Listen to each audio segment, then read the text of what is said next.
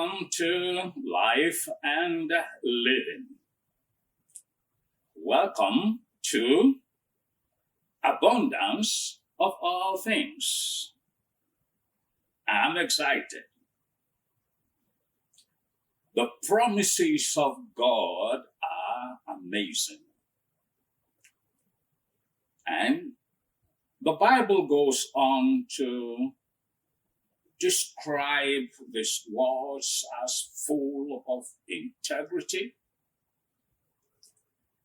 It describes God's promises to us as being forever settled. It is forever settled, never lacking in fulfillment. The promises of God, the Bible says they are infallible. Infallible means it never fails in effect. It will always get the job done. He said to us that His promises are precious. How are they precious? Because they have the power to bring us into God's class. Now, First Peter chapter 1 and verse 3 was making us to understand that the promises of God is to enable us to become partakers of God's divine nature, that we can become like gods, that we can share His innate divine characteristics. Now, these are fabulous offers. But why do we then often don't connect with the promises of God?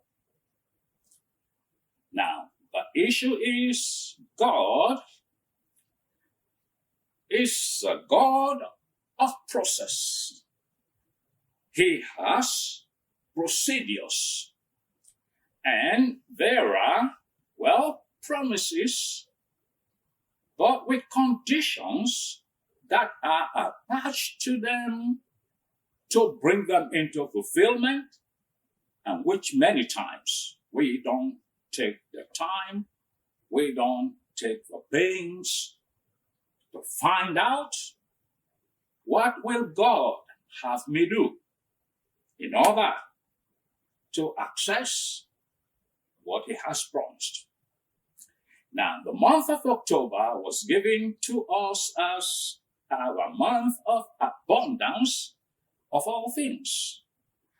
So I went to God and I began to inquire, how will this be?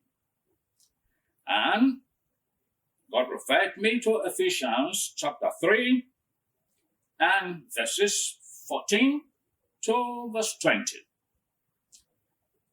And one, it began by saying that we might become filled with might, strengthened with might in the inner man.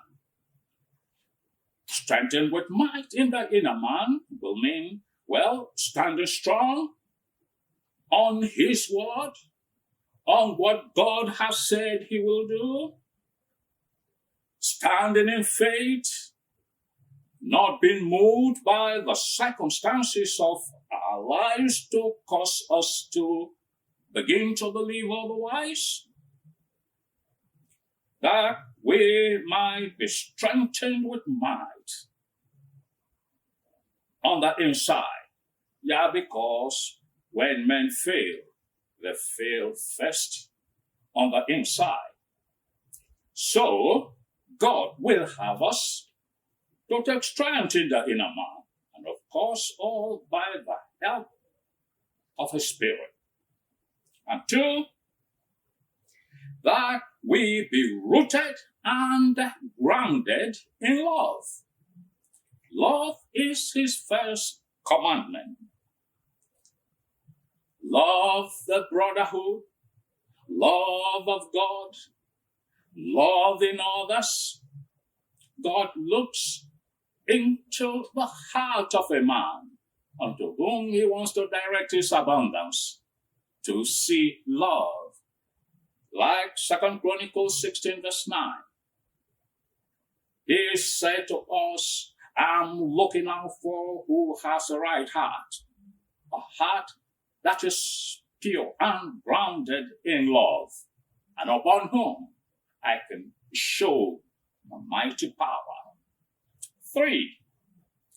He said, then that we may be full of God's presence. Being full of His presence. Now, it is His presence that brings about the fruits of the Spirit, as we saw in Galatians chapter 5 and verse 22. We need to be full of His presence, the fullness of God. Then also, the fruits of the Spirit will be on display in our lives.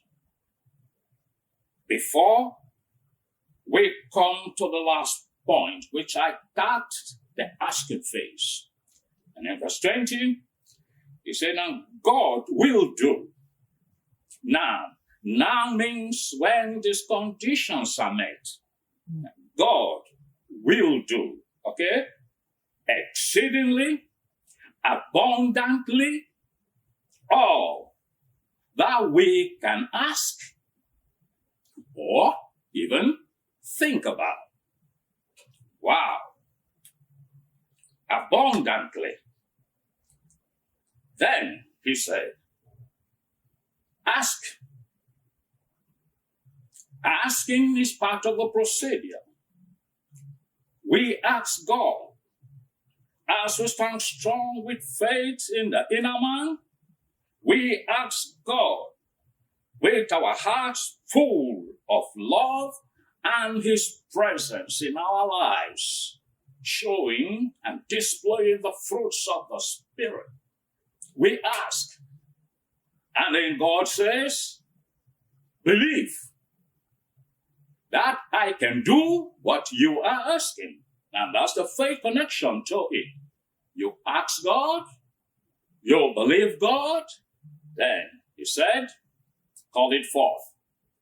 Begin to call forth your abundance of wealth, abundance of health, abundance of resources, abundance of finances, abundance of help, abundance of favors, and whatsoever abundance, because God's measure is abundance. I pray now through this short broadcast, we'll begin to bring ourselves to where God will have us to be, and then we'll take it the responsibility of asking God for whatsoever it is that we need in our lives in abundant measure. The Lord bless you as you take heed to His word. Thank you for being with us on the broadcast, and stay tuned for our next broadcast. Goodbye. God bless you.